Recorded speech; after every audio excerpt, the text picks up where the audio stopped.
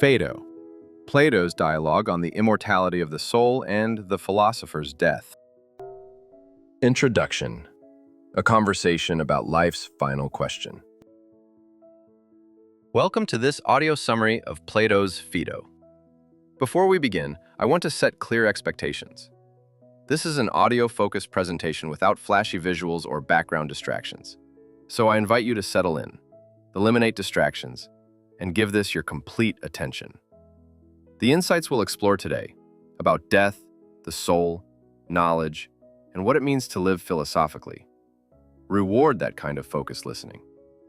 The Phaedo is one of Plato's most moving and philosophically rich dialogues. Written around 360 BCE, it recounts the final hours of Socrates, Plato's mentor, and the founding figure of Western philosophy. In 399 BCE, Socrates was sentenced to death by the Athenian court on charges of corrupting the youth and impiety. Rather than fleeing into exile, he accepted his sentence and spent his last day discussing philosophy with his closest followers. What makes the Phaedo remarkable is not just that it preserves Socrates' final arguments about the immortality of the soul, but that it demonstrates how a philosopher faces death, calmly, rationally, and with genuine curiosity about what comes next. Through this dialogue, Plato explores fundamental questions. What happens when we die? What is the soul? How should we live if death is not the end? These questions remain as urgent today as they were in ancient Athens. The setting: a philosopher's final day. The dialogue is narrated by Phaedo, a young follower of Socrates, who recounts the events to a group of philosophers in another city. This narrative structure creates distance and intimacy simultaneously. We experience Socrates' death through the eyes of someone who is deeply moved by it, yet the retelling happens after the emotions have settled into reflection. On this final day, Socrates' friends gather in his prison cell. They find him remarkably cheerful and composed, discussing philosophy as he would on any other day. His wife and children visit briefly, but are sent away so the philosophical conversation can continue uninterrupted. This detail itself reveals something crucial about Socrates' priorities. Even facing death, he chooses intellectual inquiry over emotional comfort. The atmosphere is charged with contradictions. There's grief, certainly, but also something unexpected: genuine philosophical excitement. Socrates treats his impending death not as a tragedy, but as an opportunity to explore one of philosophy's deepest questions. His friends struggle with their emotions, while Socrates remains almost supernaturally calm. This contrast drives the entire dialogue.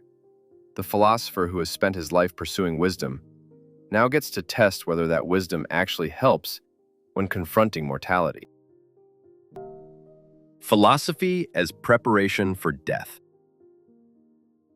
Socrates begins by making a startling claim. True philosophers spend their entire lives preparing for death. This sounds morbid, but Socrates means something specific and profound. Philosophy, he argues, is fundamentally about separating the soul from the body's distractions and desires. Think about how the body constantly demands attention. We're hungry, tired, uncomfortable, attracted to pleasures, afraid of pains. These physical sensations and needs dominate our awareness and pull us away from pure thought. The body wants immediate gratification. The mind seeks lasting truth. The body is always changing, decaying, pulling us toward the temporary and material. The soul, in contrast, is drawn toward what's eternal and unchanging. The philosopher's life involves disciplining these bodily desires, not through hatred of the body, but through recognition that physical pleasures and pains obscure our ability to think clearly. When we're consumed by bodily needs, we can't focus on abstract questions about justice, beauty, truth, or goodness. Philosophy requires us to temporarily forget the body, to become as disembodied as possible while still alive. Death, then, is simply the complete and final separation of soul from body that philosophers have been practicing incompletely throughout their lives. If philosophy is about transcending bodily limitations to access truth, and death accomplishes this separation permanently, then philosophers should welcome death rather than fear it. This doesn't mean philosophers should seek death actively, but rather that they shouldn't cling desperately to life when death arrives naturally. This perspective reframes how we understand philosophical practice. It's not merely intellectual exercise. It's training for the most important transition we'll ever make. Every time we resist a temptation to pursue our understanding of something difficult, every time we choose reflection over immediate pleasure, we're practicing for death.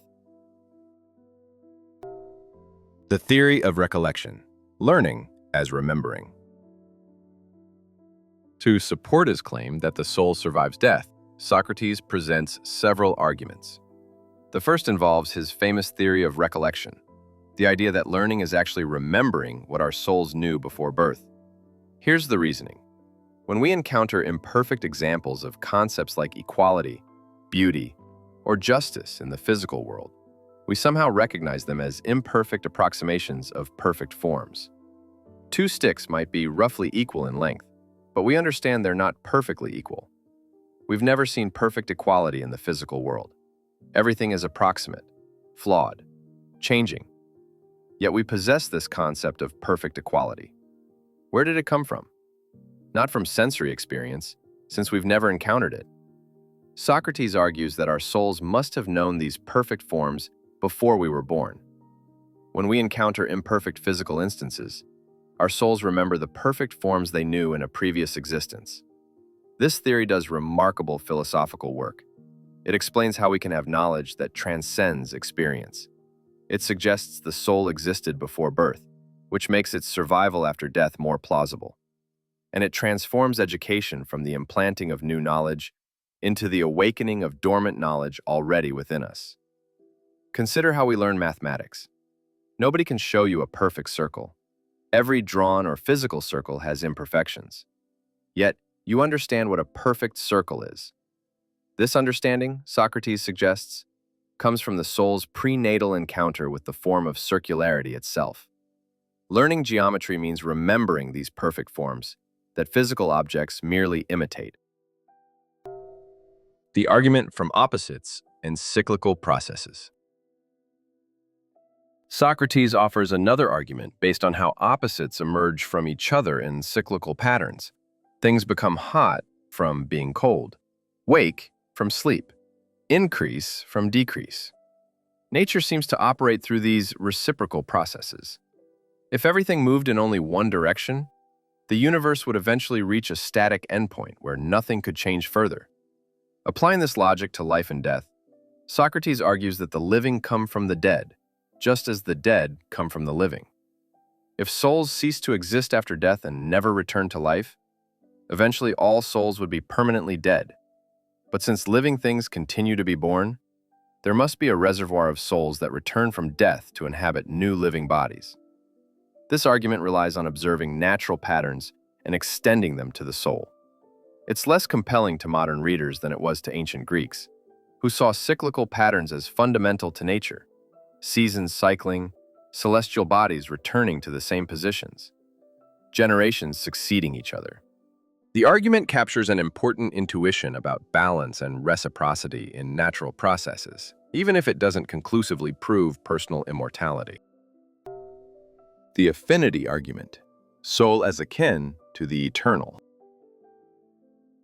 Perhaps the most elegant argument concerns the soul's affinity with what is eternal and unchanging. Socrates distinguishes between two types of existence. The physical world is characterized by constant change, multiplicity, visibility, and composition from parts. Abstract forms, justice itself, beauty itself, equality itself, are characterized by permanence, unity, invisibility, and simplicity. The body clearly belongs to the first category. It changes constantly, is visible and composite, eventually dissolves into its constituent elements. But what about the soul? When we think about abstract truths, when we contemplate justice or mathematical relationships, our souls engage with eternal, unchanging realities. The soul seems more at home with the eternal than with the physical. Furthermore, the soul commands the body, ruling over it much as the divine rules over the mortal. The soul uses the body as an instrument, directing its actions according to rational judgments that transcend immediate physical desires. This suggests the soul's nature is fundamentally different from bodily nature. Things dissolve and perish when their parts separate. But if the soul is simple and incomposite, not made of parts that could come apart, then it cannot dissolve in the way bodies do. It belongs to the category of things that endure, rather than things that perish. This argument shifts from trying to prove the soul survives death to showing that the soul's very nature makes dissolution implausible. It's an argument from essential character, rather than from cyclical processes or prior knowledge. Objections and Refinements. The dialogue's dialectical structure. What makes the Phaedo philosophically sophisticated is that Plato doesn't simply present Socrates' arguments unchallenged. Two of his companions, Simmias and Cebes, raise serious objections that force Socrates to refine and strengthen his reasoning. Simmias suggests the soul might be like a harmony, produced by a properly tuned instrument. The lyre's strings create beautiful music when correctly arranged. But when the lyre is destroyed, the harmony vanishes. Perhaps the soul is similar, a harmony produced by the body's proper arrangement, which necessarily ceases when the body dies.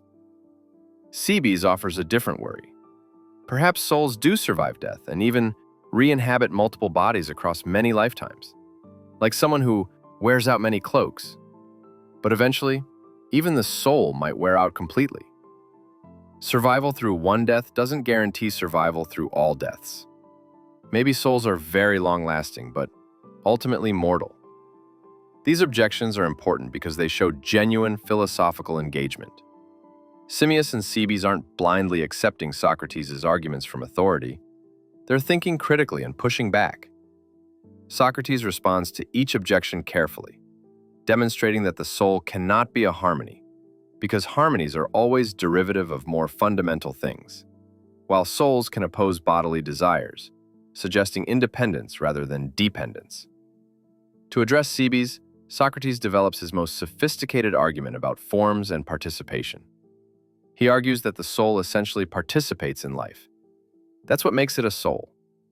Just as fire essentially participates in heat and cannot become cold while remaining fire, the soul essentially participates in life and cannot become dead while remaining a soul. When death approaches, the soul must withdraw rather than accept its opposite. The final scene: philosophical courage in action. After the arguments conclude, Socrates prepares for his execution with remarkable composure. He bathes to spare his friends the trouble of washing his corpse. He speaks calmly with his friends about funeral arrangements, reminding them that they'll be burying only his body, not him. He drinks the poison hemlock without hesitation or drama. As the poison takes effect, Socrates walks around until his legs grow heavy, then lies down. His friends can barely contain their grief, but Socrates gently chides them, reminding them that he wanted to die in silence and peace. Gradually, the coldness spreads through his body as the poison works upward toward his heart. In his final moments, Socrates remembers a small debt. They owe a rooster to Asclepius, the god of healing. This tiny detail carries profound significance. The sacrifice to Asclepius was traditionally made after recovery from illness. Socrates suggests that death is the cure for the illness of life, that the soul is finally being released from the body's afflictions. Then he covers his face, and moments later, he's gone. Phaedo concludes by calling Socrates the wisest, most just, and best man he ever knew. The dialogue ends not with philosophical argument, but with human loss and admiration. Before we move on to the final segment of this video, if you've found this exploration of Plato's Phaedo valuable, I'd genuinely appreciate if you'd take a moment to like this video and subscribe to the channel. These simple actions help others discover this content and support the creation of more deep dives into influential philosophical works. I encourage you to explore the other videos on this channel, where we examine other foundational texts across philosophy, literature, and intellectual history. And if this particular journey through the Phaedo has sparked your curiosity, I strongly recommend reading Plato's original dialogue. There's a link in the description below. The actual text contains nuances, dramatic elements, and argumentative subtleties that no summary can fully capture. Additionally, if you enjoy experiencing books through audio, consider trying Audible, where you can access excellent narrations of countless other philosophical classics. There's a link for that in the description as well.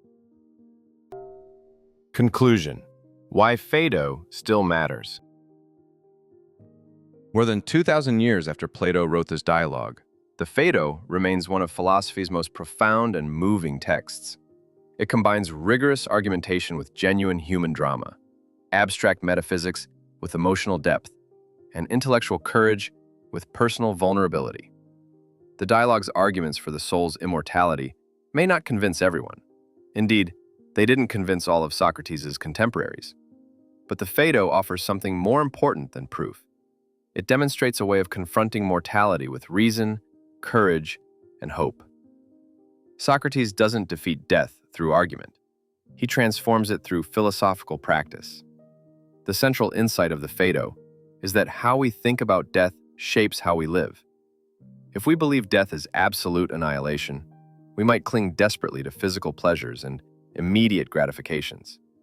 If we believe the soul continues but haven't cultivated it through philosophical living, we face death unprepared.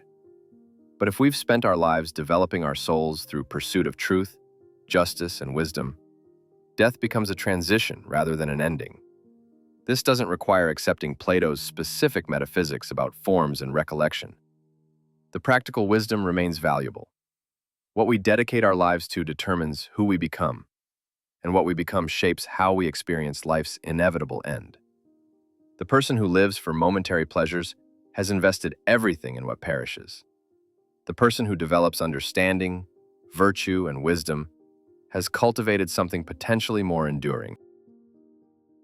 The Phaedo also established a template for philosophical dialogue that prioritized honest inquiry over rhetorical victory. Socrates welcomes objections, refines his arguments, and admits uncertainty. His friends question him out of genuine concern, not hostility. This collaborative pursuit of truth through dialectical exchange became the model for Western philosophical method. Finally, the Phaedo offers an image of philosophical death that has inspired thinkers for millennia. Socrates dies as he lived, questioning, reasoning, caring more about truth than comfort. He transforms execution into a philosophical act, demonstrating that even in humanity's most vulnerable moment, we can maintain dignity, reason, and hope. Whether or not the soul literally survives death, Socrates shows that philosophy can survive anything, even the philosopher's death. For anyone grappling with questions about mortality, meaning, or how to live well, the Phaedo remains essential reading. It strips away easy answers and comfortable illusions, while offering something more valuable, a demonstration of philosophical courage and a vision of death transformed through understanding.